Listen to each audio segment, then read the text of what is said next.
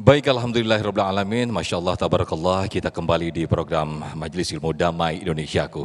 Setelah kita tadi mendengarkan tausiah dari Ustaz Tata Sukayat betapa indahnya Allah memberikan anugerah yang sangat luar biasa, yaitu berupa mata. Mata dengan fungsinya yang sangat luar biasa. Di setiap detil apa yang ada di dalam mata kita ini berfungsi sangat baik.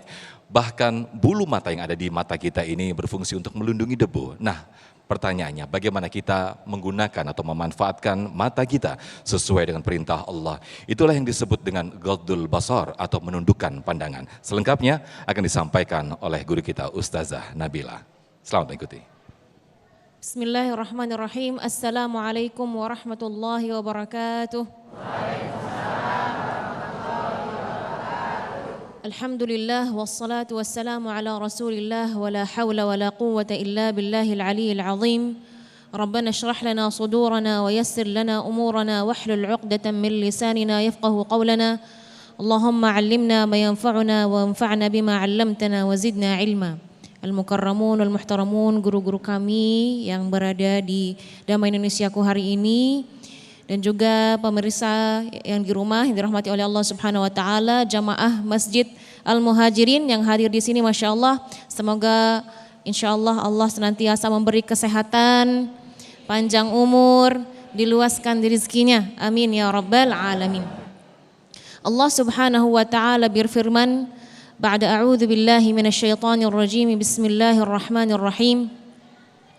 قل للمؤمنين يغضوا من أبصارهم ويحفظوا فروجهم ذلك أزكى لهم إن الله خبير بما يصنعون. صدق الله العظيم. Di sini Allah Subhanahu wa taala berfirman dan memerintahkan para orang-orang yang beriman, khususnya laki-laki yang beriman, untuk menjaga pandangannya, menundukkan pandangannya. Dan apalagi, dan wa yahfadzu furujahum, menjaga kehormatannya. Kenapa? Dzalika azka lahum, itu adalah mulia bagi mereka. Dan Allah mengakhiri ayat ini, sesungguhnya Allah Subhanahu wa taala Maha teliti dengan apapun yang kita berbuat. Jadi menjaga pandangan itu apakah khusus untuk kaum laki-laki saja? Tidak. Makanya ayat berikutnya Allah memerintahkan perempuan juga yang beriman untuk menjaga pandangannya. Wa qul lil mu'minati yaghdudna min absarihinna wa yahfazna furujahunna. Katakanlah kepada wanita-wanita atau perempuan yang beriman untuk menjaga pandangannya dan juga menjaga kehormatannya, dan ditambah lagi wala yubdina zinatahunna illa ma dhahara minha. Dan hendaknya mereka tidak menampakkan perhiasan mereka atau sebagian dari tubuh mereka untuk dilihat. Kenapa? Apa hubungannya? Kenapa dikaitkan pandangan dengan menjaga kehormatan? Ya, karena awal mulanya ya kehancuran itu mulainya dari pandangan. Ada seorang syair mengatakan, kullul hawaditsi mabda'uha minan nadhari wa mustasghar wa mu'azzamu syarari, ya, wa hawaditsun nari mabda'uha min mustasghari syarari, ya. Bahwasanya awalnya permulaan kehancuran, ya, zina, ya, hancurnya rumah tangga, apalagi selingkuh, ya, apalagi, dan banyak kehancuran-kehancuran lainnya itu mulainya dari mana? Dari memandang. Dan ini kita anggap remeh. Wa mu'adhamun nari mabda'uha min mustasghari syarari. Dan api yang besar mulainya dari percikan api yang kecil. Jadi jangan meremehkan. Maka Allah Subhanahu wa taala Maha tahu, ya. Karena kita sering memandang, sering melihat. Lantas bagaimana Ustazah kalau kita pengen menjaga pandangan kita? Kalau misalnya ada yang lewat, terus kalau kita tidak bisa mengendali, mungkin tadi nabrak kalau bawa kendaraan, bagaimana itu? Pernah terjadi di masa Rasulullah Sallallahu Alaihi Wasallam, ada perempuan yang lewat, lalu ada sahabat Nabi yang masih anak muda di samping Rasulullah, dia melihat, memandang. Maka Rasulullah langsung menggerakkan dagunya untuk mengarahkan ke arah yang lain. Jadi yang pertama yang kita lakukan ketika kita melihat hal yang tidak pantas atau mungkin melihat aurat, melihat hal-hal yang tidak diinginkan atau tidak diridhai oleh Allah, maka hendaknya kita mengarahkan pandangan kita ke hal yang lain. Bagaimana Ustazah kalau misalnya memang terpaksa harus kita misalnya berkomunikasi, berinteraksi dengan lawan jenis, bagaimana ini? Ya tetap kita profesional dalam bersikap, tapi tetap kita menjaga pandangan kita, jangan dipelototin aja. Enggak, tidak seperti itu. Ya, dan ada peringatan yang sangat luar biasa yang ada hadis dalam hadis qudsi, di mana Allah Subhanahu wa taala berfirman dalam hadis qudsi tersebut yang diriwayatkan dalam Al-Hakim, hadis Al-Hakim rawahul Hakim, an-nadhratu sahmun min sihami iblisin masmum, bahwa pandangan ini adalah salah satu panah-panahnya iblis yang beracun. Man tarakaha min makhafati abdaltuhu imanan yajidu halawatahu fi qalbi.